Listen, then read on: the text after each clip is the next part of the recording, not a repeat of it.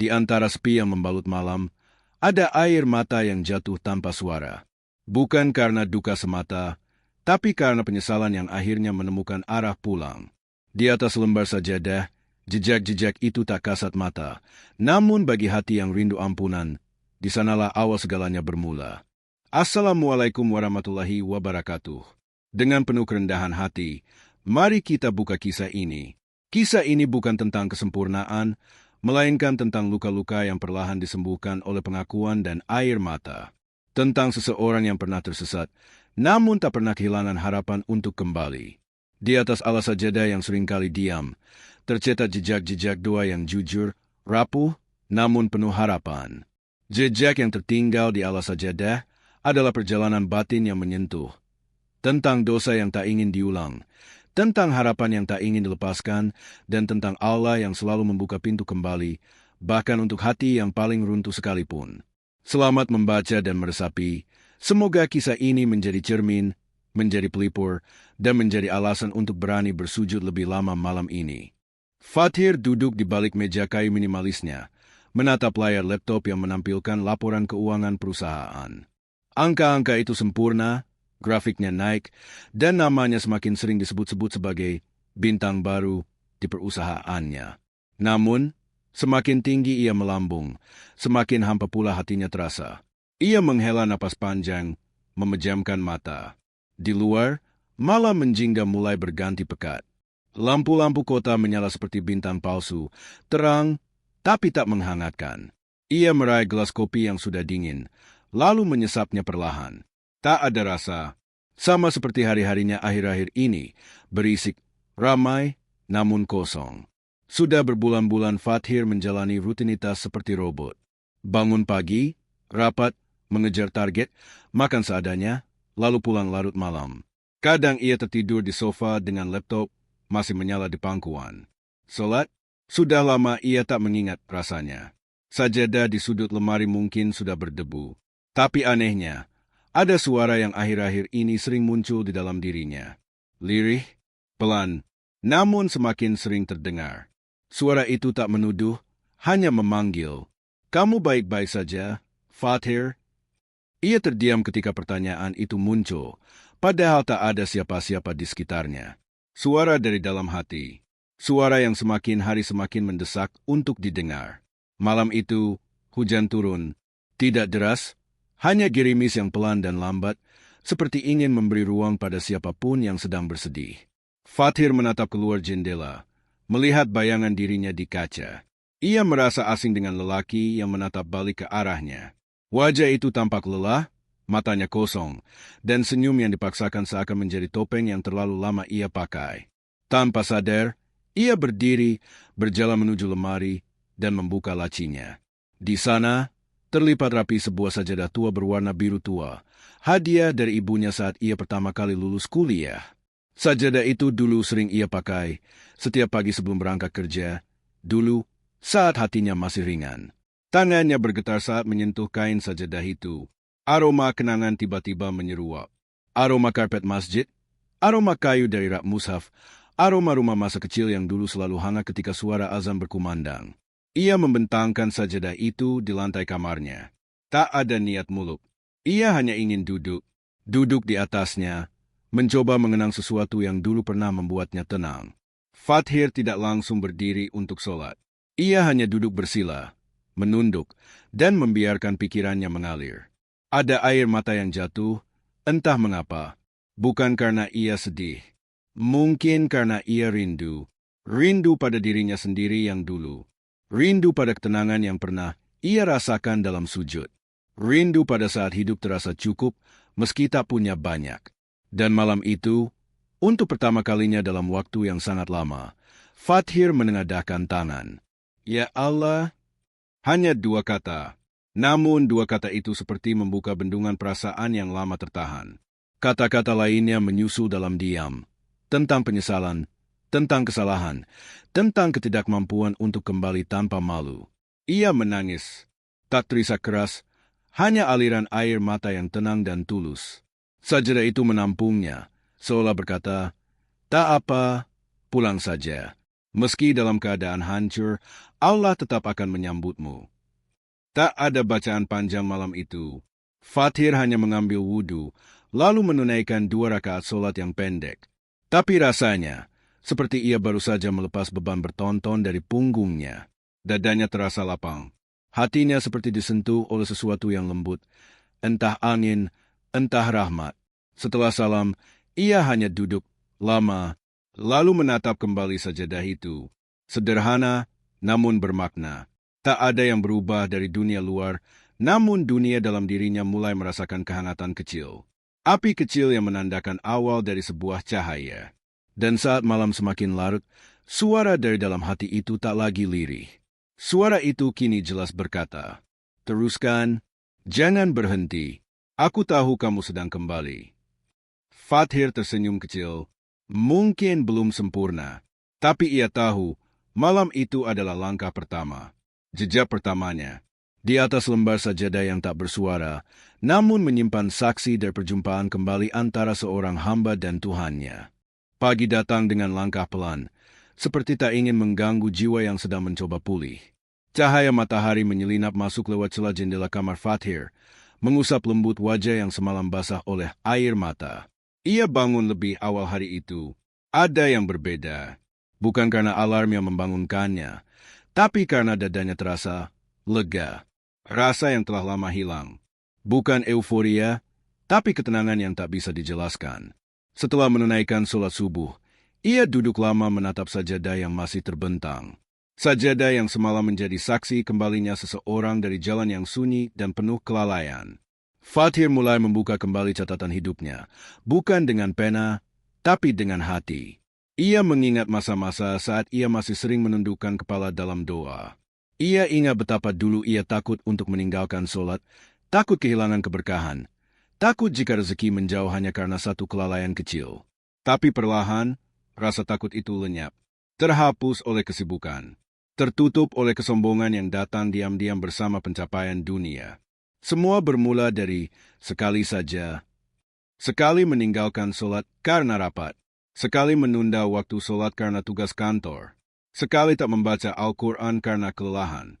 Tapi ternyata, dari sekali, itulah semuanya mengalir menjadi kebiasaan. Hingga akhirnya, ia merasa biasa saja hidup tanpa sajadah, tanpa doa, tanpa arah. Tak ada yang menegur, tak ada yang tahu. Dunia terus memujinya karena pencapaiannya. Tapi hati kecilnya diam-diam menangis. Hari itu, Fathir memutuskan untuk tidak masuk kantor. Ia mengajukan cuti hanya untuk duduk di rumah, menata ulang hidupnya yang semrawut secara batin. Ia tahu luka di tubuh bisa diobati dengan salep, tapi luka di hati hanya bisa sembuh jika kita berani menghadapinya. Bukan melarikan diri. Ia mengambil mushaf kecil di rak buku yang sudah lama tak disentuh. Saat membuka halaman pertamanya, aroma khas kertas lama menyentuh hidungnya. Aroma masa lalu, aroma hari-hari di mana ia masih rajin tilawah selepas subuh. Tangannya gemetar saat mulai membaca. Ayat-ayat itu terdengar seperti sapaan, bukan perintah.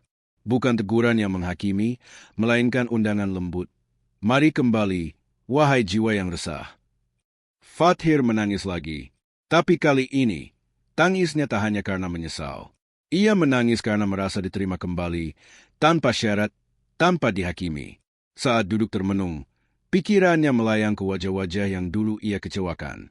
Ibunya, yang dulu dengan lembut mengingatkannya untuk sholat, namun ia abaikan karena merasa sibuk. Ayahnya, yang pernah berkata, "Nak, rezeki itu bukan hanya uang, tapi juga ketenangan hati." Kalimat itu dulu hanya masuk telinga kanan dan keluar di telinga kiri. Kini, kata-kata itu menghujam seperti petir di hati yang sedang terbuka. Ia sadar, dosa-dosa yang ia lakukan bukan hanya karena perbuatan besar, tapi karena kelalaian kecil yang dibiarkan tumbuh.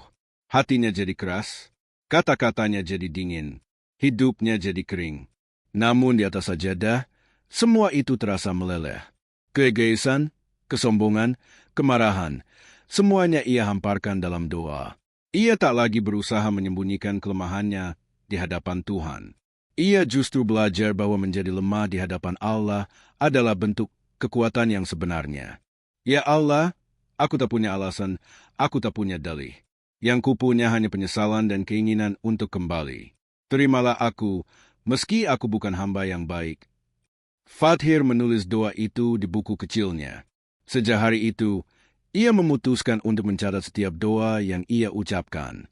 Bukan untuk dihafal, tapi untuk menjadi saksi bahwa ia sedang berproses. Ia tak ingin lagi hidup dalam ingkar yang lembut, dalam dosa yang samar. Hari-hari berikutnya, Fathir mulai membenahi rutinitasnya.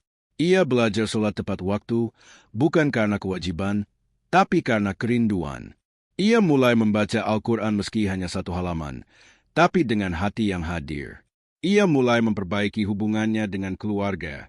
Satu persatu luka batin yang tak terlihat, ia hadapi. Bukan dengan marah, tapi dengan pelan-pelan membuka ruang maaf. Satu malam, Fathir berdiri kembali di atas sajadah. Saat sujud, ia merasa berada di tempat paling aman di dunia. Tak ada kantor, tak ada tekanan, tak ada orang lain.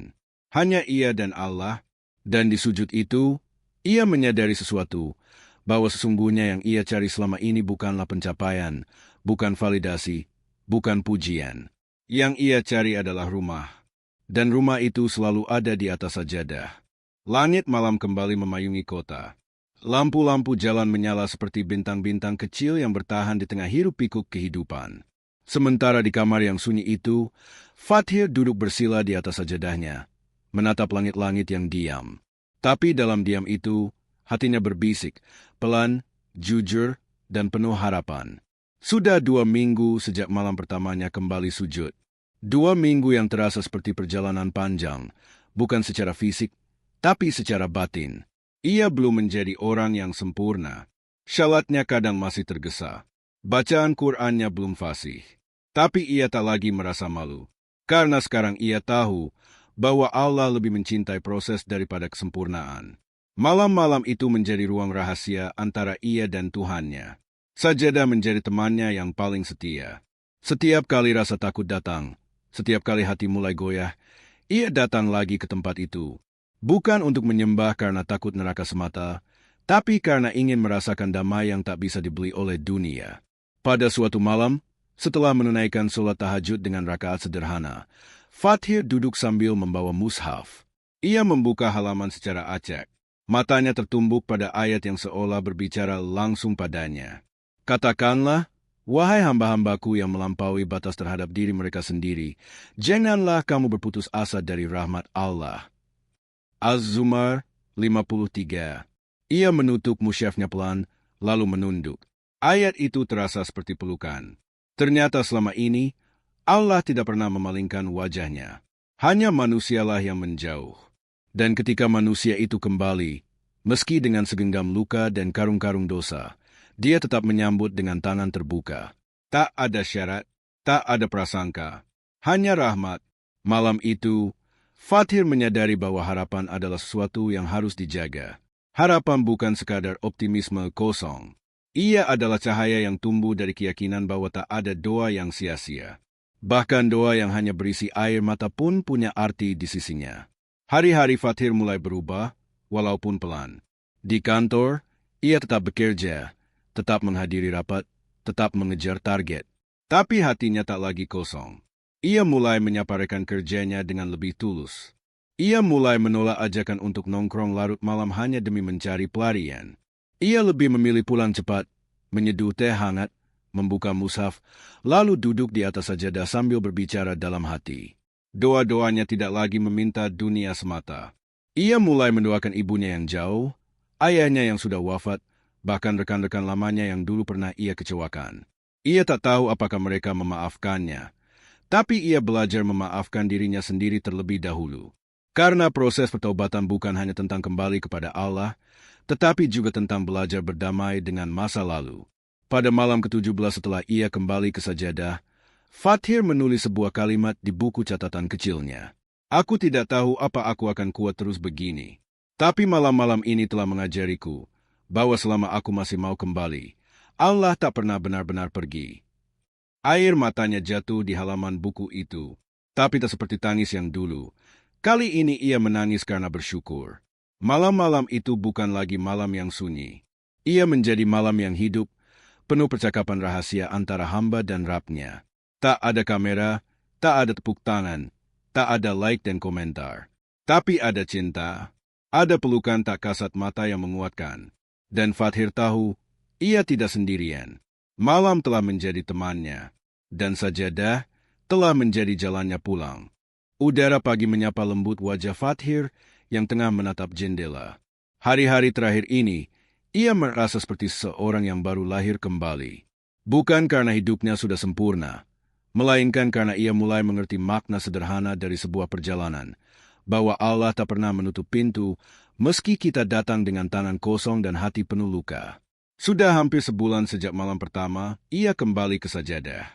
Ada banyak perubahan kecil yang terjadi dalam dirinya, bukan perubahan yang tampak mencolok dari luar, tetapi perubahan yang terasa nyata di dalam.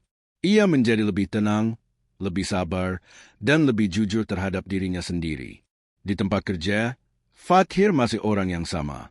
Ia tetap menyelesaikan tugasnya dengan baik, tetap menjadi manajer muda yang diperhitungkan.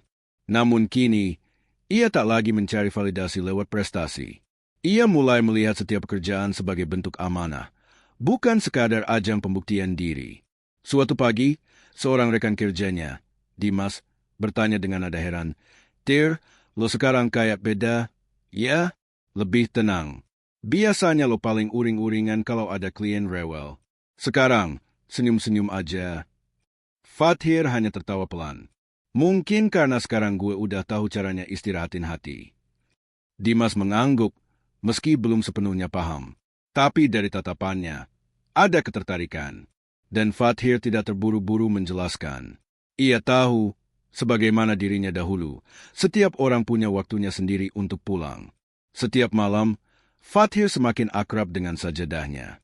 Ia mulai mencatat doa-doanya dalam buku harian. Kadang, ia hanya menulis satu kalimat. "Terima kasih, ya Allah, aku masih kau beri waktu." Di lain malam, ia menuliskan nama-nama orang yang ingin ia doakan. Beberapa nama adalah orang yang pernah menyakitinya, atau yang pernah ia sakiti. Ia belajar bahwa taubat sejati tidak berhenti di air mata. Taubat yang tulus akan mendorong kita untuk memperbaiki hubungan, meminta maaf, dan memberi maaf. Maka, Fathir mulai menelusuri jejak-jejak lamanya. Ia menghubungi kawan lama yang dulu sempat ia jauhi karena ego. Ia mengirim pesan kepada ibunya hanya untuk mengatakan, "Maaf ya, Mak. Terima kasih sudah terus doakan aku meski aku menjauh." Ibunya membalas dengan suara gemetar lewat telepon, "Nak, ibu selalu tunggu kamu kembali kenya. Itu saja yang ibu minta." Fathir meneteskan air mata saat itu juga. Betapa sabarnya kasih seorang ibu, dan betapa tak pernah tertutupnya cinta seorang ibu terhadap anaknya, seperti halnya cinta Tuhan terhadap hambanya. Satu hal lagi yang Fathir sadari dalam perjalanannya adalah bahwa Allah tidak pernah meninggalkan hambanya sendiri dalam proses perubahan. Setiap langkah kecil yang ia ambil, seolah dibalas dengan pertolongan yang tak disangka-sangka. Hatinya lebih kuat menghadapi tekanan. Ucapan syukurnya lebih mudah terucap, bahkan saat hal-hal kecil terjadi. Seperti saat hujan turun setelah panas terik, atau ketika ia bisa bangun subuh tanpa alarm. Ia mulai menikmati kesederhanaan. Teh hangat sepulang kerja, langit jingga menjelang maghrib, sujud yang panjang dalam sepi. Semua itu terasa lebih berarti dari apapun yang dulu ia kejar. Namun, tentu saja perjalanan ini tidak selalu mulus. Ada malam-malam ketika ia merasa jatuh lagi. Ada saat ketika ia luput dari waktu sholat karena terlena pekerjaan. Ada momen ketika ia merasa tak layak memohon karena kembali hilaf. Tapi dari setiap kejatuhan itu, Fathir belajar bahwa pintu Allah memang tak pernah tertutup. Yang dibutuhkan hanyalah keberanian untuk mengetuknya kembali, dan keteguhan untuk terus melangkah meski tertatih. Ia ingat kata-kata seorang ustaz yang pernah ia dengar. Kita tidak diminta untuk menjadi hamba yang sempurna. Kita hanya diminta untuk tidak berhenti kembali. Maka ia pun kembali, lagi dan lagi. Satu malam yang hening, setelah menunaikan sholat, Fathir duduk lama di atas sajadahnya. Ia menatap catatan doa-doanya, lalu berkata dalam hati, "Ya Allah, kalau kau izinkan, aku ingin kisahku menjadi penguat bagi orang lain. Aku tahu, banyak yang seperti aku, tersesat dalam gemerlap dunia, tapi sesungguhnya merindukanmu. Sejak malam itu, Fathir mulai menulis. Ia menulis tentang proses pulangnya. Bukan untuk menunjukkan bahwa ia telah berubah, tapi untuk menyampaikan pesan bahwa siapapun bisa kembali. Tak peduli seberapa dalam dosanya, seberapa lama ia menjauh, dan seberapa parah ia melukai dirinya sendiri. Yang penting, ada keberanian untuk kembali menengadahkan tangan.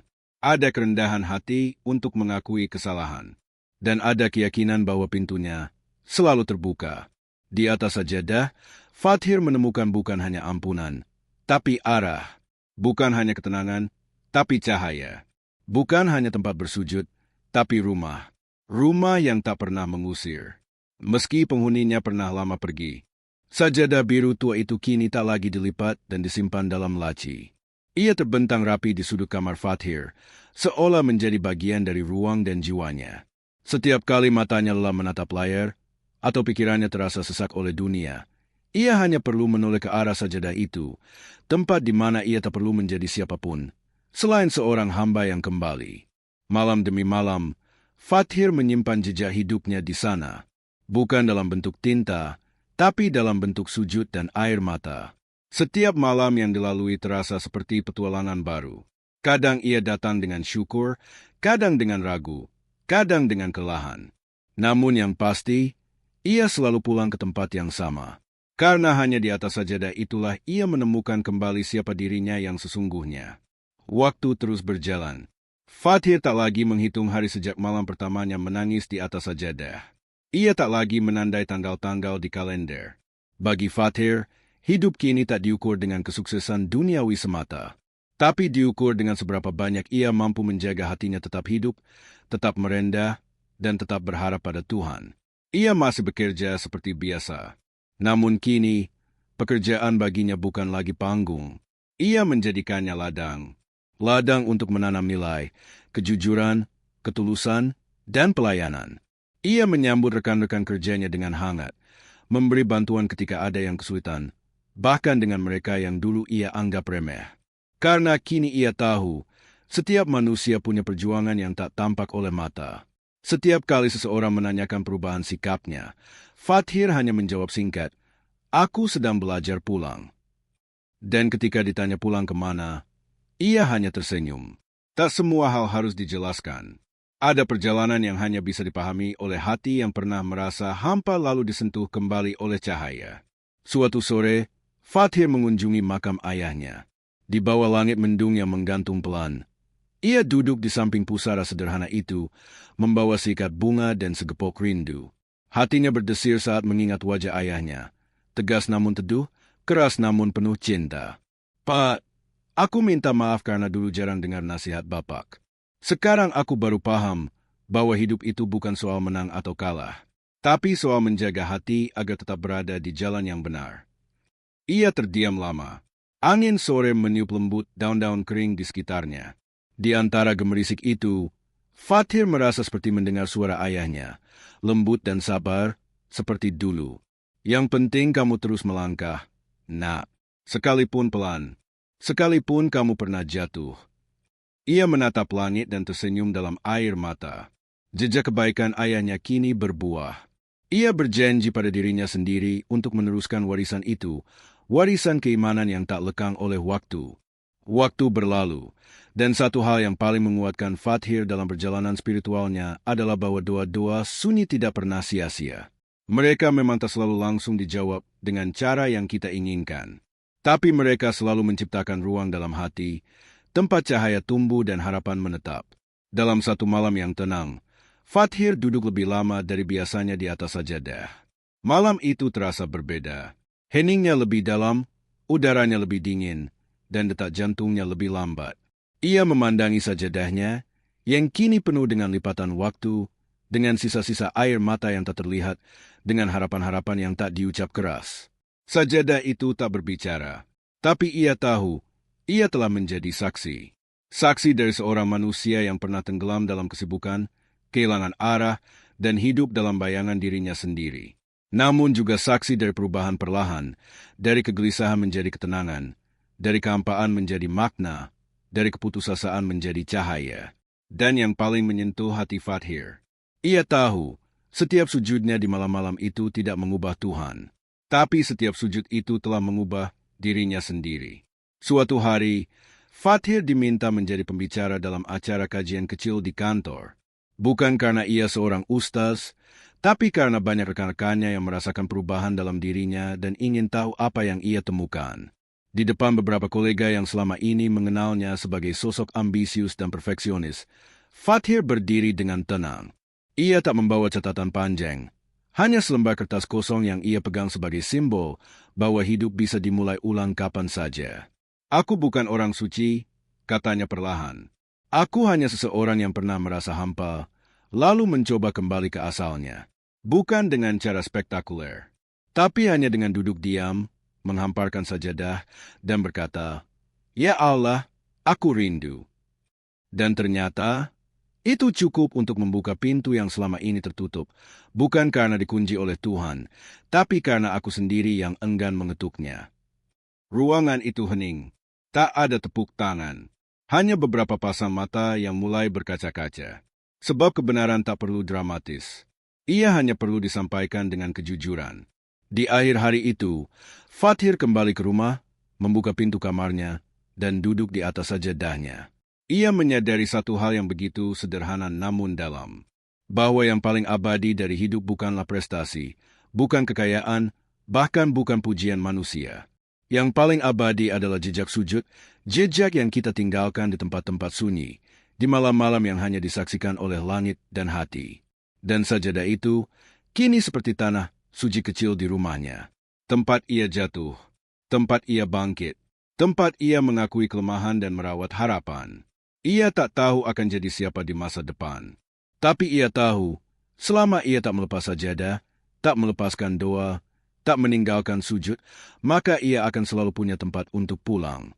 Tempat yang tak menuntut apapun, selain kejujuran dan kerendahan hati. Sajadah itu tak pernah mengusirnya, tak pernah mencelanya atas masa lalu. Ia hanya menunggu, sabar, seperti Tuhan yang selalu setia menunggu hambanya kembali. Dan Fathir akhirnya tahu, jejak yang tertinggal di alas sajadah itu bukan sekadar bekas lutut atau air mata, tapi jejak cinta antara hamba dan Tuhannya. Jejak yang akan tetap dikenang, bahkan setelah dunia melupakan namanya. Alhamdulillah, setiap kisah memiliki akhirnya, namun tidak setiap akhir adalah perpisahan. Sebab ada cerita-cerita yang justru dimulai dari sebuah pulang yang penuh makna, seperti yang Fathir temukan di atas lembar sajadah yang diam, namun penuh cinta. Terima kasih telah menyelami kisah ini. Semoga setiap jejak yang kita tinggalkan di alas sajadah, sekecil apapun, menjadi saksi cinta dan harapan kita kepada Sang Maha Penerima Taubat. Semoga hati kita tak lelah untuk kembali, bahkan saat dunia membuat kita jauh. Karena sejauh apapun langkah kita tersesat, pintunya tak pernah tertutup, dan sajadah akan selalu siap menerima kita pulang. Wassalamualaikum warahmatullahi wabarakatuh. Semoga damai dan rahmat Allah selalu membersamai langkahmu.